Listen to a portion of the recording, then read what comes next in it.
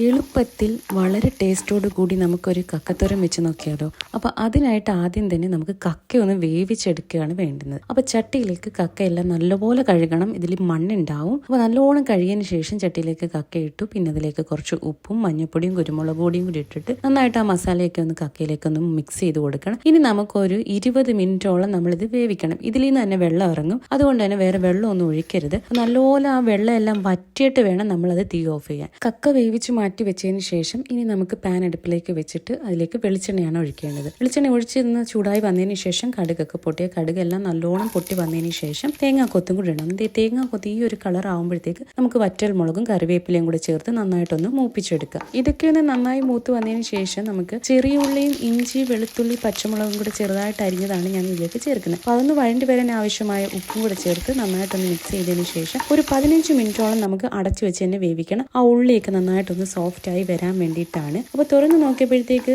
ഉള്ളിയൊക്കെ ഒന്ന് സോഫ്റ്റ് ആവുക മാത്രമല്ല അത് ഈ ഒരു കളറിൽ വരികയും വേണം. ഇനി നമുക്ക് വേവിച്ച് മാറ്റി വെച്ചിരിക്കുന്ന കക്കയും കൂടി ഇതിലേക്ക് ചേർത്തിട്ട് ഒന്ന് മിക്സ് ചെയ്തെടുക്കാം. നന്നായിട്ടൊന്ന് മിക്സ് ചെയ്തതിന് ശേഷം വീണ്ടും ഒരു 15 മിനിറ്റ് നമുക്ക് അടച്ചു വെച്ച് വേവിക്കാം. ഇനി ഇതിലേക്ക് പൊടികളാണ് ചേർക്കുന്നത്. കുറച്ച് മഞ്ഞൾപ്പൊടിയും 2 സ്പൂൺ കുരുമുളക് പൊടിയും കുറച്ച് കശ്മീരി മുളക് പൊടിയാണ് ഞാൻ ചേർക്കുന്നത്. സാധാ മുളക് പൊടി ചേർത്താലും മതിയാകും. പിന്നെ കുറച്ച് മല്ലിപ്പൊടിയും കുറച്ച് ഗരം മസാലയും കൂടെ ചേർത്തിട്ട് പൊടികളൊക്കെ നന്നായിട്ടൊന്ന് മിക്സ് ചെയ്തെടുക്കണം. മിക്സ് ചെയ്തെടുത്തതിന് ശേഷം നമുക്ക് വീണ്ടും അടച്ചു വെച്ച് വേവിക്കാവുന്നതാണ്. ഒരു 10 മിനിറ്റ് അടച്ചു വെച്ച് വേവിച്ചാൽ മതിയാകും. അപ്പോഴത്തേക്ക് ആ പൊടികളുടെയൊക്കെ ഒരു പച്ചമണം മാറാൻ വേണ്ടിയിട്ടാണ്. 10 മിനിറ്റിന് ശേഷം തുറന്ന് നോക്കിയപ്പോഴത്തേക്ക് ഇതേ നമ്മുടെ കക്കത്തോരൻ റെഡി ആയി വന്നിട്ടുണ്ട്. അപ്പോൾ അതേ എല്ലാവരും ഈ രീതിയിൽ ഒന്ന് ട്രൈ ചെയ്ത് നോക്കണം. നോക്കിയിട്ട് നിങ്ങളുടെ അഭിപ്രായങ്ങൾ കമന്റ്സിലൂടെ അറിയിക്കണം. കൂടെ എൻ്റെ ചാനൽ കൂടെ സബ്സ്ക്രൈബ് ചെയ്തേക്കണേ.